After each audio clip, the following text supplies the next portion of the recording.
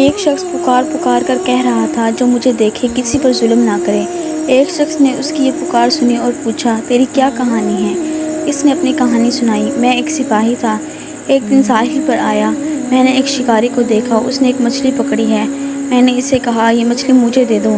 اس نے انکار کیا۔ میں نے کہا، یہ میرے ہاتھ فروخت کر دو۔ اس نے پھر بھی انکار کیا۔ میں نے اس کے سر پر ایک کوڑا مارا اور مچھلی اس سے چھین لی۔ مچھلی کو ہاتھ میں لٹکائے گھر کی طرف چل پڑا۔ اچانک مچھلی نے میرا انگوٹھا پکڑ لیا اور چبا ڈالا۔ انگوٹھا چھڑانے کی بہت کوشش کی، لیکن انگوٹھا اس وقت نکلا جب اس میں سوراخ ہو چکا تھا۔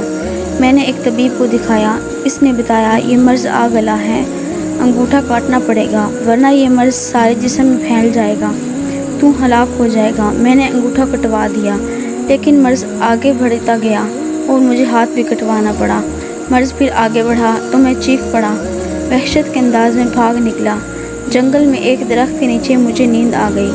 کسی نے خواب میں کہا، کب تک تم اپنے اعضا کٹواتا رہے گا؟ جس کا حق چھینا ہے لوٹا دے۔ اس وقت مجھے وہ مچھلی یاد آئی۔ میں فوراً ساحل پر پہنچا۔ شکاری وہاں موجود تھا۔ اسے اپنا سارا حال بتایا۔ اس نے اس سے معافی مانگی۔ میرا حال دیکھ کر اس نے کہا، میں نے تجھے معاف کیا۔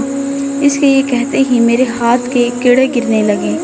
میں نے اس سے پوچھا، آپ نے بد دعا کی تھی؟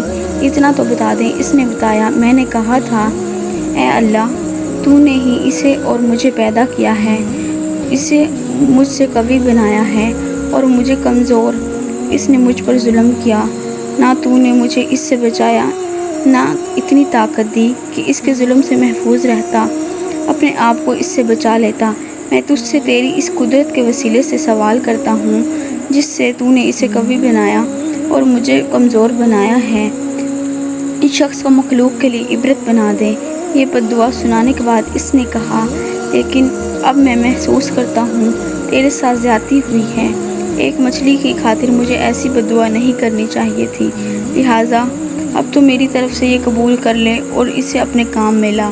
یہ کہہ کر اس نے مجھے 20,000 درہم دیے۔ لہٰذا میں پکارتا رہتا ہوں، جو مجھے دیکھے وہ کسی پر ظلم نہ کرے۔